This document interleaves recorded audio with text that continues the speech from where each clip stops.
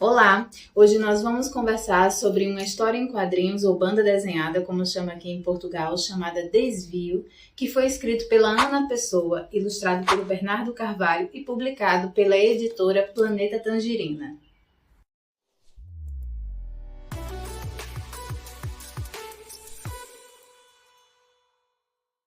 Bem, essa história, na verdade, vai tratar de uma fase, de um momento, de uma transição desse jovem de mais ou menos 18 anos chamado Miguel, que se vê sozinho ali nas férias de verão, já que os seus pais vão viajar e os seus amigos também. E além disso, a namorada ainda pediu-lhe um tempo, então ele se vê mesmo sozinho ali no seu apartamento, com seus próprios pensamentos e suas próprias emoções.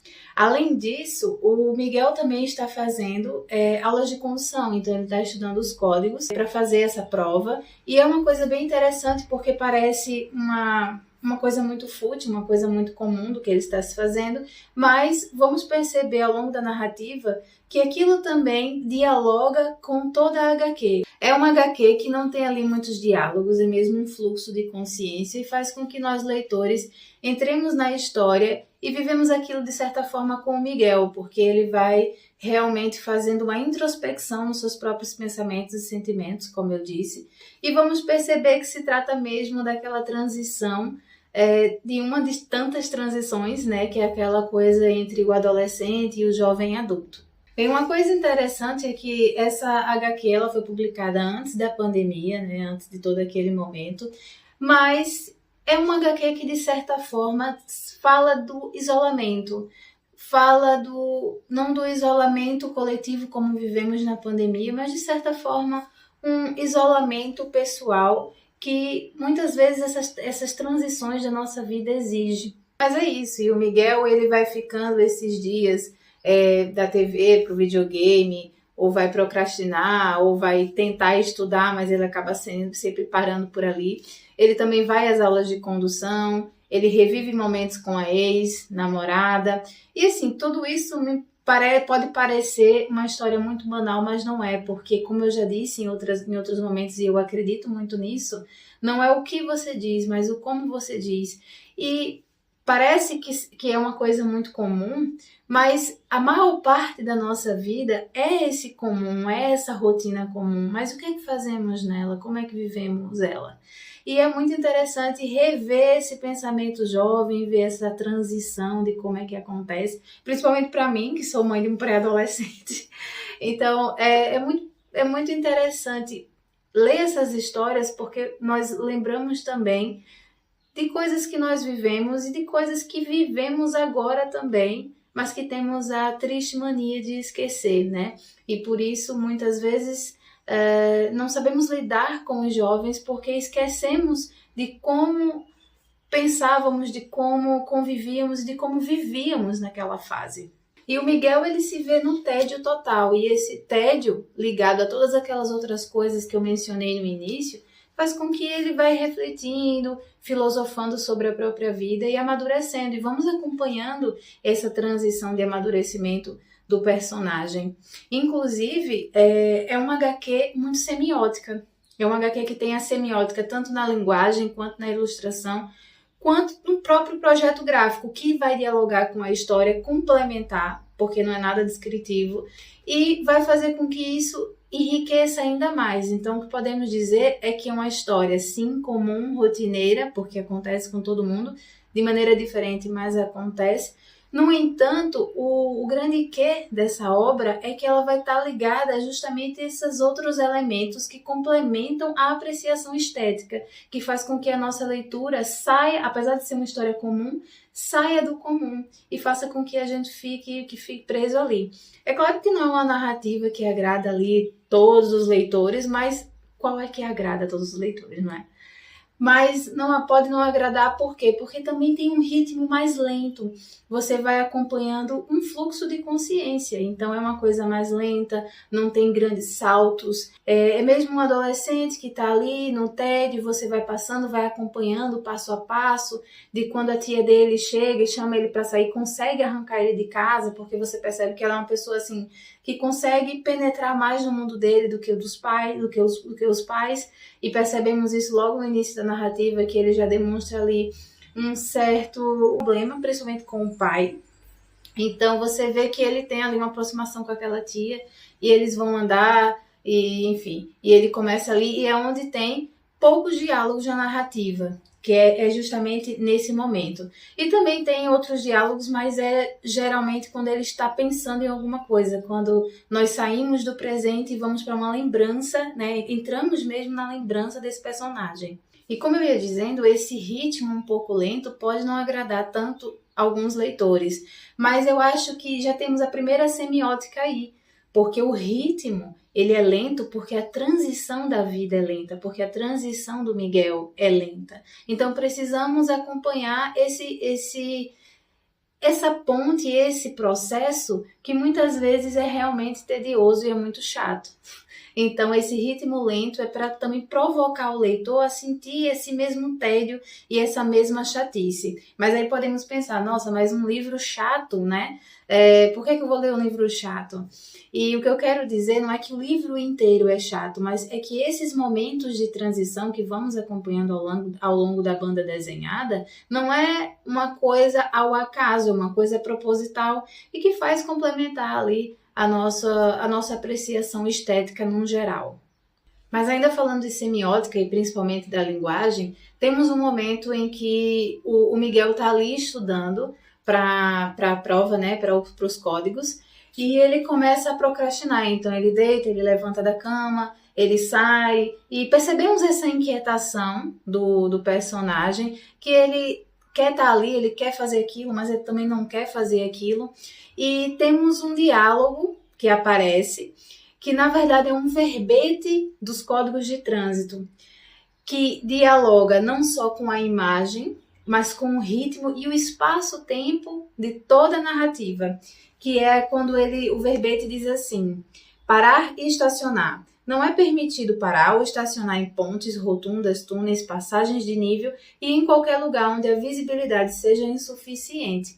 Mas como ele está nesse processo de procrastinação, de não entender muito bem o que ele tem que fazer e toda essa agonia, né, que ele não sabe ali dar respostas e disciplinar aquilo, esse verbete de parar e estacionar dialoga muito e faz uma certa filosofia de dizer assim: olha, será que você está parado, estacionado? Como você deve fazer isso? Pode parecer, talvez, agora, que não tenha muito sentido, mas quando você lê, você realmente percebe que essa questão do parar, do estacionar, do verbete em geral, dialoga perfeitamente com o fluxo da narrativa. Outra semiótica de linguagem que eu achei incrível foi quando ele está nas aulas teóricas para tirar a carta de condução e o professor está ali falando sobre as placas e tudo e ele tem um devaneio. Ele simplesmente vai para uma lembrança de um momento que ele teve com sua ex-namorada na praia. Então você vai acompanhando ali o que eles conversaram, o que é que estava rolando e tem toda uma cena assim um tanto sensual, começam a dialogar, ela começa a questionar algumas coisas e percebemos ali naquele diálogo que um pouco da personalidade do Miguel. Então ele se perde naquele devaneio e quando termina esse devaneio, nós viramos a página e ele reaparece nas aulas de condução. E o primeiro quadro que aparece é do professor e atrás dele tem uma placa com o nome Fim de Desvio. Ou seja, o professor estava explicando sobre uma determinada placa de trânsito, mas que aquele fim de desvio também significa o fim do devaneio que ele teve, que é este quadrado aqui. E eu achei isso dialogou muito, porque tem fim de desvio, ou seja, fim de toda essa trajetória. Esses momentos de lembrança que ele tem, que são uns 2 mais ou menos, não são 2 páginas ou 3 páginas, são várias páginas para que nós possamos também ter esse desvio da narrativa. Então estamos ali num certo tédio junto com ele e de repente vamos para aquela lembrança que nos retira da narrativa e faz com que devaneamos junto com o Miguel. As ilustrações em geral, como eu falei, não são descritivas. Algumas são, mas a maioria não são. E em dado momento, até a própria ilustração, ela toma conta ali daquele quadro e daquela narrativa. Ainda se existe, né, um pensamento de que não tem uma história, mas muitas vezes tem mais história do que tanta linguagem. Ainda nessa questão ilustrativa, como eu disse, além de algumas ilustrações tomarem conta da narrativa, temos, como eu falei anteriormente, as placas de trânsito e as próprias cores também, elas vão trazer ali um quê de verão, porque, como eu disse no início, a narrativa se passa no verão. Então, são cores muito vivas, são cores que realmente vão trazer ali toda aquela cara de verão, né? Principalmente aqui na Europa, em que as estações do ano são bem regulares, e é bem interessante perceber, eu como estrangeira, perceber que as pessoas realmente não só seguem os climas e as estações, como a vida delas mudam, a roupa muda, as cores mudam. E para mim, que sou da Paraíba, né, que sou do Brasil, eu não tinha muito essa distinção de estações. Para mim era sempre calor.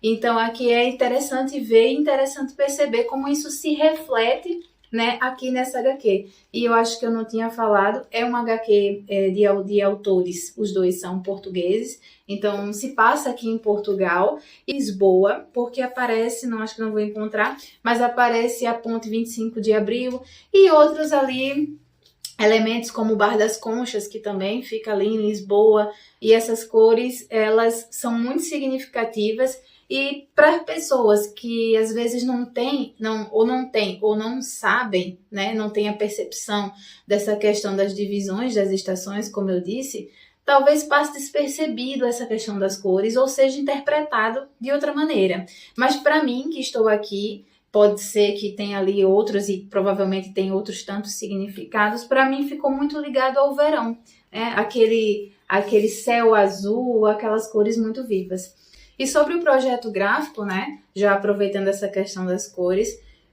também achei muito genial toda essa questão dessa divisão. Eu gosto de HQs que vão mudando os quadrinhos, então não é só aqueles quadrados que ficam juntos uns dos outros, numa disposição juntas, mas temos retângulos, temos quadrados, temos aqui quadrados e partes da história que vão tomar uma página toda. E aqui, por exemplo, é uma concentração de cena. Neste caso, é sobre um impacto na vida do Miguel, né? E abri aqui até sem querer, mas é um momento ali que ele vai ter uma lembrança que ele vai ter de uma discussão que ele teve com a namorada e que tudo parecia muito normal para ele, mas em dado momento ela vem e traz esse boom dessa briga que ele nem imaginou que aconteceria ali naquela cena.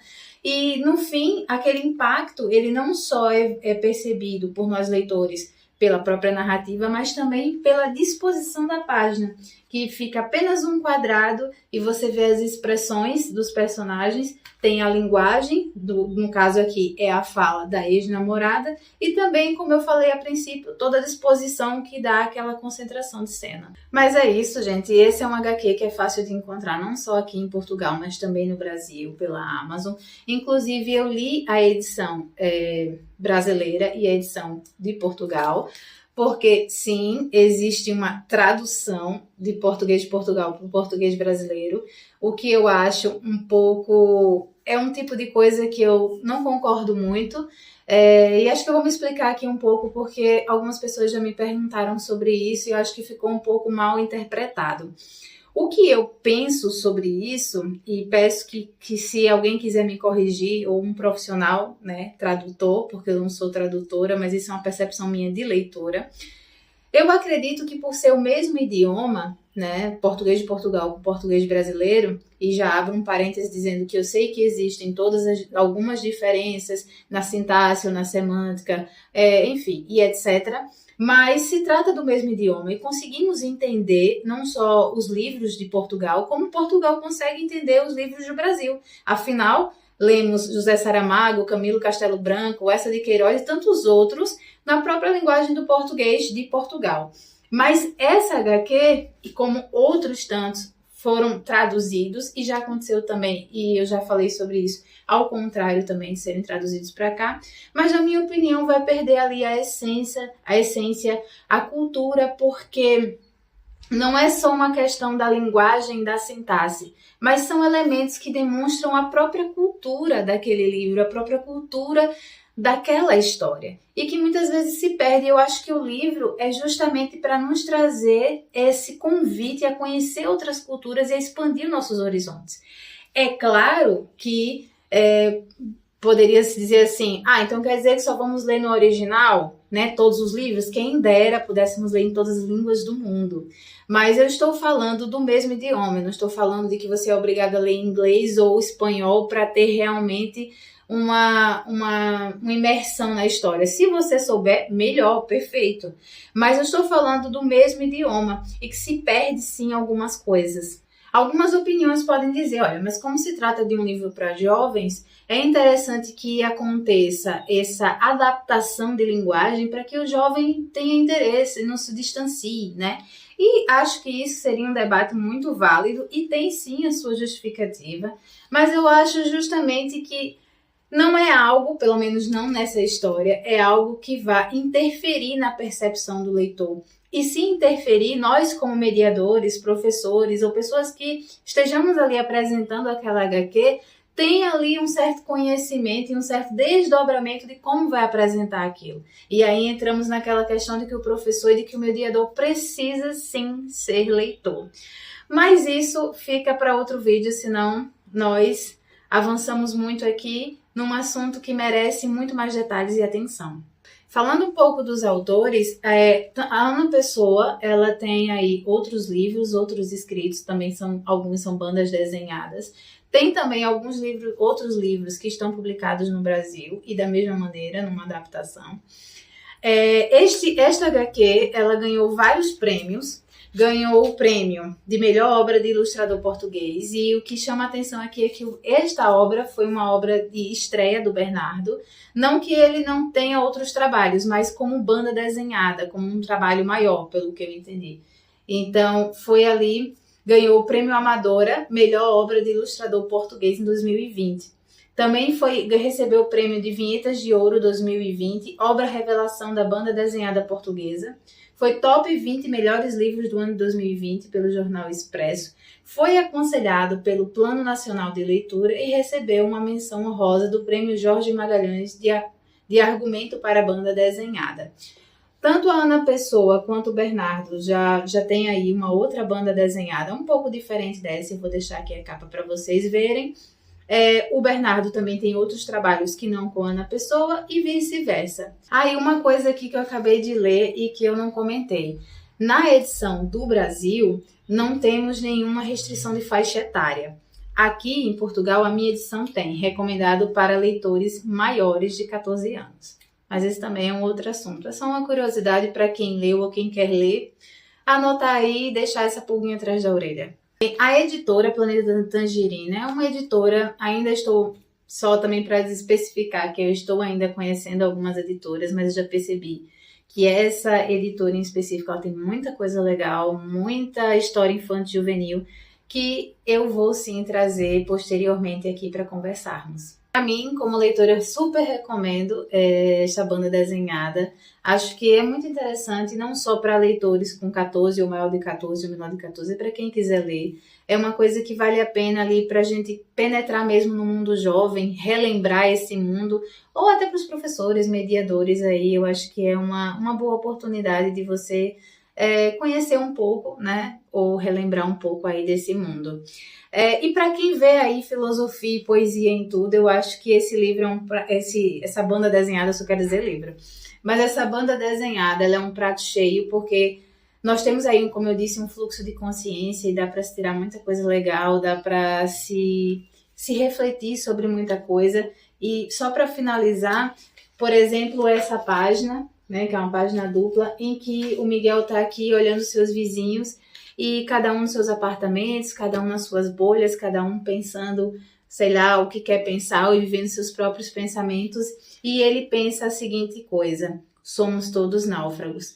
E, de verdade, somos todos náufragos nas nossas próprias vidas, né? Vivendo as nossas próprias bolhas, os nossos próprios medos, ansiedades, receios e anseios. E até que ponto, né, nós não estamos tão à deriva nisso tudo que acabamos aí nos perdendo, ou até nesse processo de transição, né, de perceber essa deriva e começar a tomar uma certa ação, que é o que o Miguel faz aqui, para começar a mudar e começar a melhorar aí o seu dia a dia. E é isso, eu espero que vocês tenham gostado. Eu realmente não me aprofundei muito sobre a questão da tradução, por exemplo, ou sobre a questão da faixa etária, ou outros pontos que eu acabei aqui deixando no ar. Mas quem quiser bater um papo sobre isso, estou aberta. Acho que é uma coisa muitíssimo interessante e que vale a pena assim conversar. E quem quiser deixar aqui nos comentários algum complemento, também fique à vontade, de preferência sem julgamentos. Nós estamos aqui para complementar as percepções e a vida. É mais amor e menos ódio. E é isso, até a próxima leitura.